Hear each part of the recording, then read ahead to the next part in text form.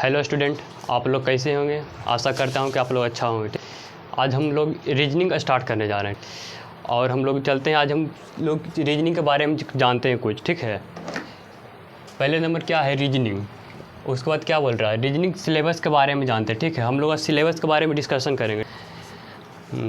अगर आप लोग को अच्छा लगे हमारे वीडियो पढ़ाने का तरीका तो आप लोग हमारे साथ जुड़ सकते हैं। हमारे चैनल को सब्सक्राइब कीजिए और दोस्तों के पास अपने शेयर कीजिए ताकि वो भी रीजनिंग पढ़ सकें और अपना एग्ज़ाम को क्वालिफाई कर सकते हैं, ठीक।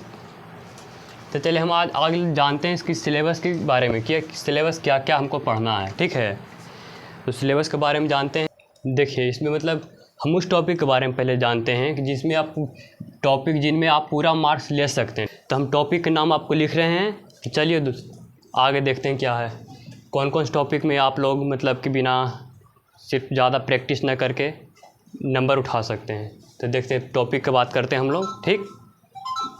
तो पहला है अल्फ़ाबेट टेस्ट, दूसरा है कैलेंडर, तीसरा है काउंटिंग फिगर, चौथा है डाइस, पाँचवा है रैंकिंग अरेंजमेंट और छठा है डायरेक्शन सीन, सातवां है एज प्रॉब्लम्स, आठवां है क्यूब और नौवां है क्लॉक। अब ये सब टॉपिक में मतलब बिना ज़्यादा प्रैक्टिस ना करके सिर्फ जो हम पढ़ाएंगे उसको सिर्फ आप लोग ध्यान से पढ़िएगा। और हमेशा एक बात सुन लीजिए, हमेशा आप लोग जब भी आइएगा पढ़ने क्लास लेने के लिए तो हमेशा एक पेन और एक कॉपी ज़रूर लेकर आइएगा, बैठिएगा। उससे क्या होगा कि जब जैसे हम पढ़ाते जाएंगे उस तरह से आप भी एक अपना हेड नोट बनाते चलिएगा, ठीक है। तब कि आपको उससे मतलब आगे भी रिवीजन करने में भी आपको अच्छा लगेगा। अब आगे बात करते हैं, आगे 10वां मिरर इमेज और 11वां है वाटर इमेज, फिर पेपर कटिंग है, एम्बेडेड फिगर है, फिर उसके बाद है कॉम्प्लेशन फिगर, फिर 15 नंबर में सम फिगर्स और 18 नंबर में मैथमेटिकल ऑपरेशन और 17 नंबर में है वर्ड फॉर्मेशन और 18 नंबर में है वर्ड अरेंजमेंटेशन, ठीक। तो ये सब टॉपिक जो है ना कि मतलब आप लोग बिना ज़्यादा प्रैक्टिस किए हुए भी मतलब आप मार्क्स पूरा ले सकते हैं। जितना हम पढ़ाएंगे उतना ही आप लोग पढ़िएगा और उसको रिवीजन ज़रूर कीजिएगा, 1 2 बार 3 बार, कम से कम 2 से 3 टाइम्स, 2 से 3 टाइम्स रिवीजन आप लोग ज़रूर कीजिएगा, ठीक। तब जाके आप मतलब इस सब टॉपिक्स में आप मतलब पूरा का पूरा नंबर ले सकते हैं। कोई सा भी एग्ज़ाम हो जाए, एसएससी हो जाए, बैंकिंग हो जाए, एसएससी जीडी हो जाए, बिहार पुलिस हो जाए, यूपी पुलिस हो जाए, कोई सा भी एग्ज़ाम हो जाए, सभी में आप लोग इससे मतलब नंबर ले सकते हैं पूरा, ठीक है। अब आगे बात करते हैं अगला टॉपिक क्या है कि जिसमें आपको ज़्यादा प्रैक्टिस करना है, वो सब कौन सा टॉपिक आता है, ठीक। तो आगे हम आपको बताते हैं। तो चलिए हम लोग अब देखते हैं कि कौन सा ऐसा टॉपिक है जिसमें आप ज़्यादा प्रैक्टिस करना पड़ेगा, ठीक। तो ये देख लीजिए टॉपिक यही सब है, इतना टॉपिक है जिसमें आप लोग को ज़्यादा से ज़्यादा आप लोग को प्रैक्टिस करना पड़ेगा। देखिए टॉपिक का हम नाम भी ले लेते हैं। पहला है सिलोजिज्म, दूसरा कोडिंग डिकोडिंग, तीसरा है सेटिंग अरेंजमेंट, चौथा है ब्लड रिलेशन और पाँचवा है वेन डायग्राम, कॉन्क्लेशन और अगला है अरेंजमेंट्स।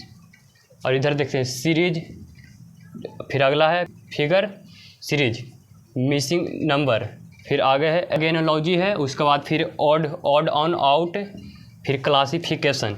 ये सब जो टॉपिक है ना मतलब कि आप लोग को ज़्यादा से ज़्यादा प्रैक्टिस करना पड़ेगा, तब जा कर के आप अच्छा स्कोर कर सकते हैं, ठीक। तो देखिए प्रैक्टिस किस प्रकार से करना है बताते हैं। 1 से 3 to 4 time, 3 to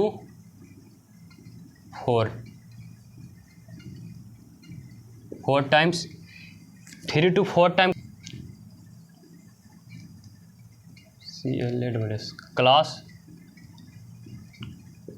class notes, ठीक, रिवीजन करना है।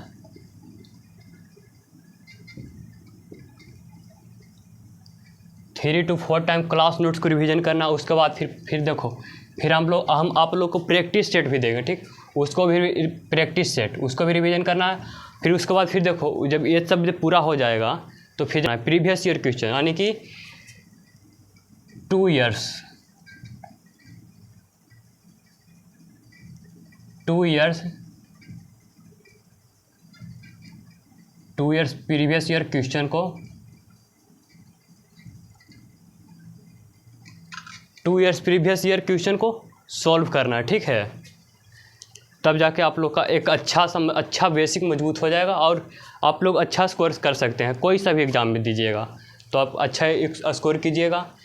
आप लोग स्क्रीनशॉट ले सकते हैं कौन सा टॉपिक को ज़्यादा प्रैक्टिस करना है। आगे वाला टॉपिक का भी आप लोग लेना चाहते हैं तो स्क्रीनशॉट लेकर देख लीजिएगा कि आप लोग कौन सा टॉपिक में आपको रिवीजन ज़्यादा प्रैक्टिस करना पड़ेगा या कम करना पड़ेगा किस में, ठीक। फिर हम आगे डिस्कस करते हैं। चलिए तो चलिए हम अब आगे देखते हैं आगे क्या बोल रहा है, बैंकिंग रीजनिंग। आप फिर अब बोलिएगा कि बैंकिंग रीजनिंग क्या होता है। आप लोग को कहीं और पहले पढ़े होंगे तो आप लोग को पता होगा कि बैंकिंग रीजनिंग क्या होता है। एक और रीजनिंग का सिलेबस वो अलग था जिसमें कि आप लोग उसमें से कौन कौन सा एग्ज़ाम को क्वालिफाई कर सकते थे। उससे एसएससी हो गया, यूपी पुलिस हो गया, दिल्ली पुलिस हो गया, बिहार पुलिस हो गया, डिफेंस हो गया। उसमें से मतलब आप लोग ये मतलब बैंकिंग रीजनिंग का उसमें ज़्यादा काम नहीं है। जैसे कि एसएससी जो सीजीएल सीएचएसएल सीपीओ होता है ना, उसमें बैंकिंग रीजनिंग का क्वेश्चन थोड़ा बहुत मतलब आप लोग को देखने को मिलता है। इसलिए बैंकिंग रीजनिंग को भी आप लोग को पढ़ना है। अगर जो बैंक की तैयारी करते हैं उसको बैंकिंग रीजनिंग पढ़ना पड़ता है। उसमें देखिए बैंक के जैसे हो गया कि जिसको पीओ बनना है, एलआईसी में बनना है, एलआईसी का एग्ज़ाम जिसका है उसके लिए सब उसको पढ़ना पड़ेगा ये सब सिलेबस, ठीक। तो देखिए बैंकिंग रीजनिंग में क्या होता है जिसमें आप पूरे मार्क्स ले सकते हैं। जो ये सब सिलेबस है ना 7 सिलेबस, इसमें आप पूरे मार्क्स ले सकते हैं, ठीक है। आप लोग देख लीजिए कि कौन कौन सा टॉपिक है, इसमें मार्क्स ले सकते हैं पूरा। और इसमें देखिए आप लोग को ज़्यादा कुछ नहीं करना पड़ेगा, बस आप लोग को जो क्लास नोट्स होगा उसको प्रैक्टिस करिएगा और प्रैक्टिस शीट जो देंगे ना उसको मतलब प्रैक्टिस करते रहिएगा और क्लास नोट को हमेशा रिवीजन करते रहिए, बनाते रहिए अपना कॉपी पे, ठीक। तो चलिए आगे देखते हैं। अब इसमें भी तो कोई होगा हार्ड टॉपिक जिसमें कि आप ज़्यादा प्रैक्टिस करना पड़ेगा, ठीक है। तो हम आगे बताते हैं कौन कौन सा वो टॉपिक है जिसमें आपको ज़्यादा प्रैक्टिस करना पड़ेगा। तो चलिए हम अब आगे बात करते हैं, ठीक। आगे क्या बोल रहा है, टॉपिक जिसमें आपको ज़्यादा प्रैक्टिस करना है। ये सब जो टॉपिक है 9 टॉपिक, इसमें आपको ज़्यादा प्रैक्टिस करना है बैंकिंग रीजनिंग में, ठीक। तो आपको अब मतलब किस प्रकार से आपको अब टॉपिक मतलब कि लेवल देखना है कि किस प्रकार से हमको लेवल कितना तैयार हुआ है, ठीक। तो आपको जैसे कि हम 70% आप लोग को जब कवर हो जाएगा तब आप लोग जाके मॉक टेस्ट दे सकते हैं, ठीक है।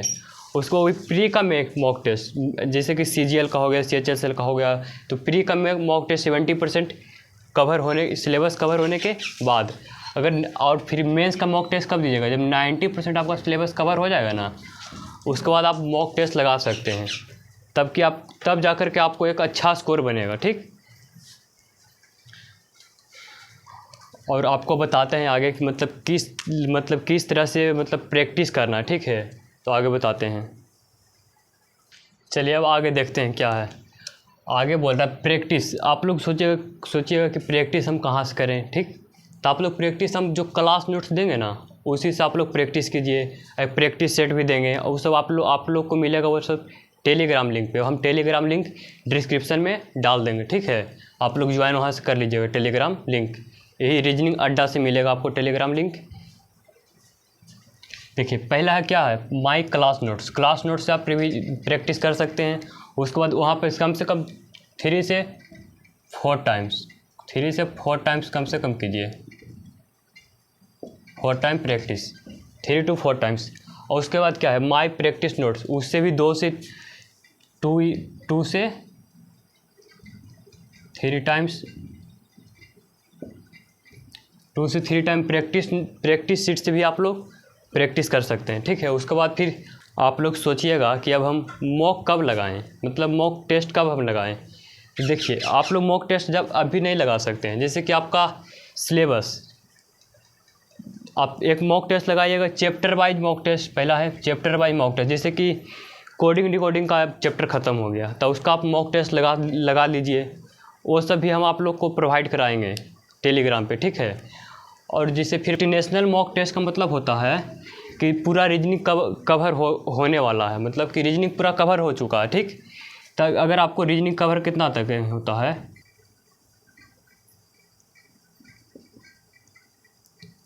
रीजनिंग आपको अगर कवर हो, अगर रीजनिंग में अब जब मॉक टेस्ट लगाएगा, प्री का मॉक टेस्ट, तो प्री का मॉक टेस्ट होता है कम से कम आपको 70% कवर हो जाना चाहिए। मतलब रीजनिंग आपको 70% कवर हो जाएगा। आपको पता कैसे चलेगा कि हमको 70% कवर हो गया?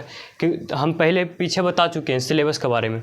वो सब आप सिलेबस अपना कॉपी में नोट कर लीजिए कि कौन कौन सा सिलेबस हमको पढ़ना है, हम पहले बता चुके हैं। बैक कर वीडियो को थोड़ा स्किप करके पीछे जाके कॉपी में नोट कर सकते हैं सिलेबस को, ठीक है। उसके बाद आपको पता चल जाएगा कि हम लोग कहाँ तक पढ़ाई कर चुके हैं, 70% ख़त्म हुआ या नहीं हुआ। उसके बाद फिर जब आता है मेंस कितना परसेंट ख़त्म होने के बाद हम लोग मॉक लगा सकते हैं। तो मेंस कम से कम ख़त्म होना चाहिए आपका 90%, तब जाके आप मॉक टेस्ट लगा सकते हैं मेंस में, ठीक है। तो आज हम यहीं पे क्लास को ख़त्म करते हैं। अगर आप लोग को हमारा वीडियो अच्छा लगा हो तो हमारे चैनल से जुड़ें और वीडियो को शेयर करें अपने दोस्तों के यहाँ, ताकि वो भी फ्री में रीजनिंग पढ़ सकें। अब यहाँ पे ख़त्म करते हैं क्लास को, ठीक। जय हिंद।